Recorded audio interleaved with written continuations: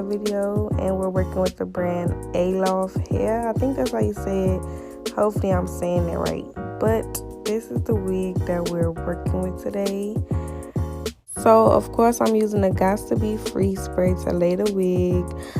So this is a 4x4 closure wig, HD lace, and it's a loose deep wave in 24 inches.